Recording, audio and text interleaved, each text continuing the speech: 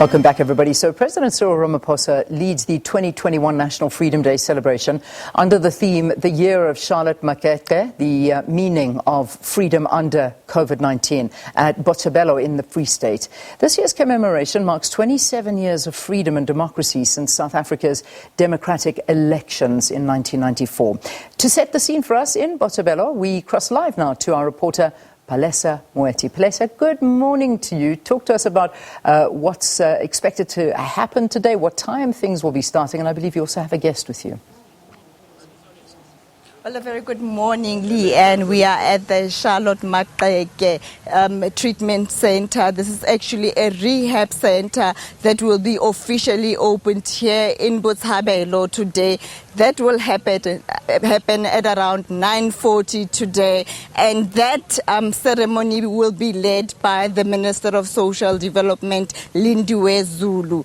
And then later on at around 11 o'clock, the official program will begin. That particular program there will be emceed by the Minister of Sports, Arts and Culture, Natin Tetwa, alongside his Free State counterpart, the MEC for this province. That is now Mahasa. But now, just to take you through what's going to be happening today at this particular venue, obviously in line with the COVID-19 regulations, there'll be about 250 guests. Security is very, very tight around here, I must say.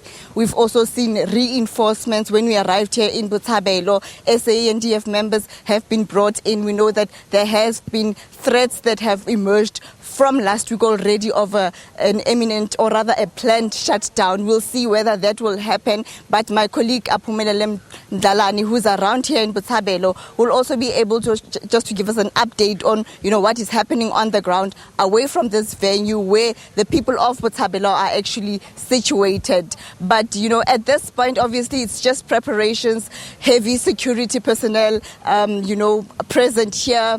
A lot of running around, obviously, just to make sure that, today's program goes smoothly. But for now, we haven't seen anything that is unusual. It's just, the usual, making sure that everybody that comes in is thoroughly scanned, to make sure that, there's nothing that is untoward that comes through. And also, obviously, in line with, the COVID-19 regulations, people are screened, just to make sure that everybody is not sick, so that obviously, everybody remains safe. But, that's more or less what is expected today here at this particular venue.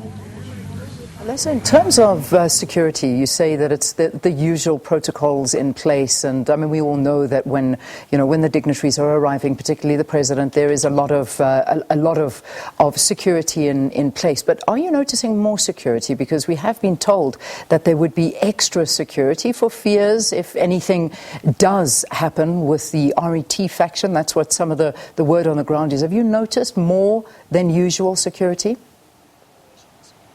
It's far more than usual security, Leanne, I must say that. And let me tell you about what's been happening actually since last week here in the Free State, particularly around, the planning process of this particular event. Initially, this event was supposed to take place in Wynberg.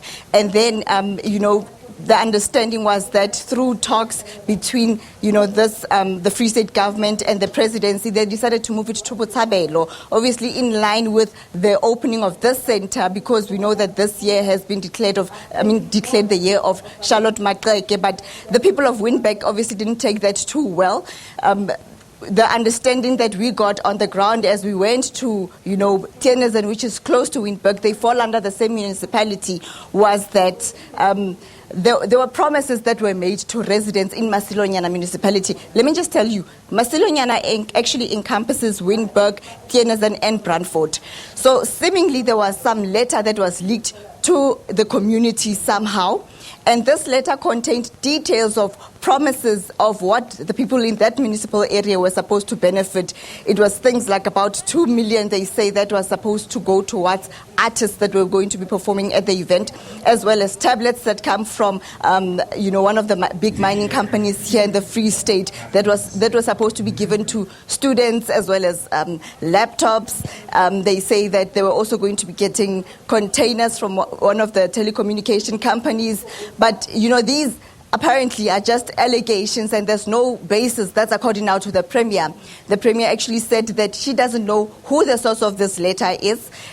The people that were actually telling us about this letter now, they are the leaders of the community around there, the community, but formation, let me put it that way. The leaders of the community formation said that the letter actually was from the Premier, addressed to some of the personnel or rather officials in government, but the Premier has flatly denied this.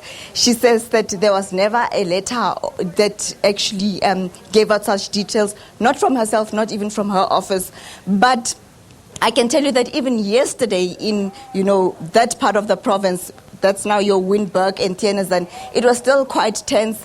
Police were there. We know that last week, the way people were so angry about the relocation of this event, they went as far as actually burning the family home of the mayor of Masilonyana municipality. But, that's just what's been happening around here. As I said, security remains very tight, but we'll be monitoring developments inside and outside, this venue. But with that, it's back to you in studio.